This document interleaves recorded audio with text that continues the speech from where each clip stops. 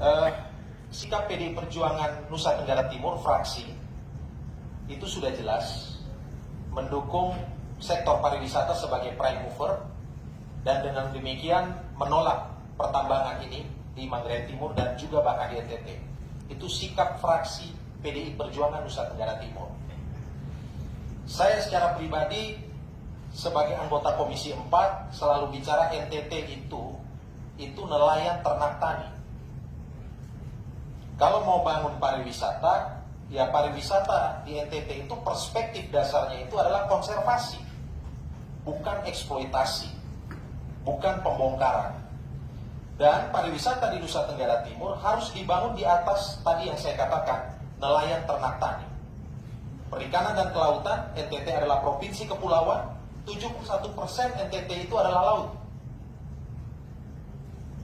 Nah, laut kita belum kita berdayakan. Ternak, NTT pernah punya masa lalu menjadi eksportir ternak bahkan sampai ke Cina, Hong Kong dan sebagainya. Dan kita punya potensi itu.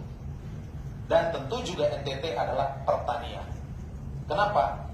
Ya pertanian itu kehidupan kita. Karena itu di Komisi 4 saya selalu bicara tentang pentingnya membangun 3 sektor ini. Maka ketika ada gonjang-ganjing ataupun keributan mengenai soal tambang ini, saya secara pribadi langsung mengambil positioning tegas. Secara pribadi saya langsung mengambil positioning tegas. Menolak. Yang berikut saya ingin katakan bahwa mayoritas kepala daerah kita itu tidak pernah peduli pada pembangunan dan pengembangan pertanian. Kenapa? Ya sulit. Kalau pertanian dan perkebunan hari ini menggeliat di banyak daerah, itu kerja masyarakat sendiri. Kerja komunitas, bukan kerja negara. Negara tidak pernah hadir membangun pertanian. Maka, ketika kemudian dikatakan sektor pertanian itu sektor yang membawa kemiskinan, ya karena memang tidak pernah diurus. Dan paling gampang adalah mengeluarkan izin untuk investor kemudian melakukan penambangan. Nah karena itu mungkin paradigma kita, mindset kita harus dibenarkan dulu. Betul, kemiskinan NTT yang ada di angka 21% itu adalah kemiskinan petani, kemiskinan di sektor pertanian. Tetapi ingat, kemiskinan NTT itu bukan karena banyaknya lahan tidur, bukan karena manusia tidur, tapi karena negara yang tidur panjang. Karena tidak mampunya negara, kemudian dia lepas tangan dan kemudian mengeluarkan izin. Saya kira ini posisi yang harus kita kita tegaskan ya. Saya secara pribadi menegaskan itu. Yang kedua, pariwisata. Ya pariwisata basisnya ya harus tadi yang saya katakan, pertanian, kehutanan, lingkungan hidup, perikanan, kelautan. Pariwisata dasarnya itu.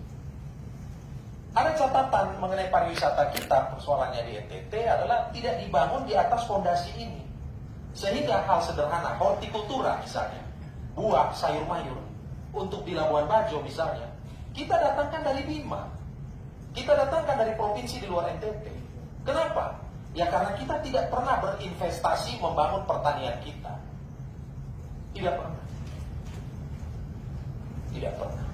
Maka saya katakan, kalau kita, negara ini, pemerintah pusat serius mau memerangi kemiskinan di NTT, harusnya pemerintah pusat itu turun tangan memberikan dana yang besar untuk membangun pertanian. Kemarin Presiden Joko Widodo baru mengeluarkan Perpres nomor 63 tahun 2020 tentang 62 kabupaten tertinggal Indonesia. Urutan pertama Papua, urutan kedua NTT. Di NTT itu ada 13 kabupaten dari 22 kabupaten yang tertinggal.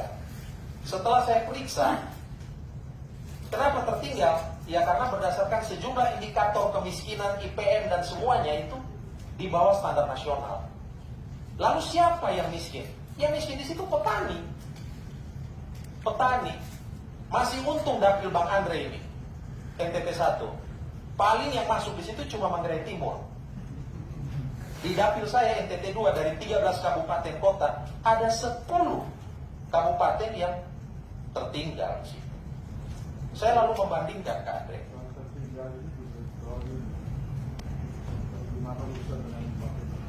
Ya, jadi ya saya kira di Flores masih agak untung, saya lihat ya, masih ada tanaman perkebunan, masih ada kopi, ada coklat, masih mendingan gitu loh. Tapi di Timor, waduh, mengerikan. Di Sumba pun juga seperti itu. Tetapi secara pribadi saya menyambut ini, dan saya sebelum bertemu dengan Bapak Ibu sekalian, saya juga di WA Group juga saya sudah terang-terangan lah menyampaikan sikap seperti ini. Karena ya kalau mau bicara NTT, masa depan NTT ada di yang saya katakan tadi, di Komisi 4. Nah, ya mungkin karena terkait dengan itu, saya usulkan mungkin suatu ketika perlu juga audiensi dengan Komisi 4. Ya, di Komisi 4 dari NTT itu ada saya, ada Pak Edward Tanu, dan ada Ibu Juli Laiskodat. Dan karena ini ada di NTT 1, ya mungkin Bapak Ibu bisa ngobrol terlebih dulu dengan Ibu Juli Laiskodat sebagai wakil rakyat dari Dapil NTT 1. Mungkin itu Bang Andre yang bisa saya sampaikan.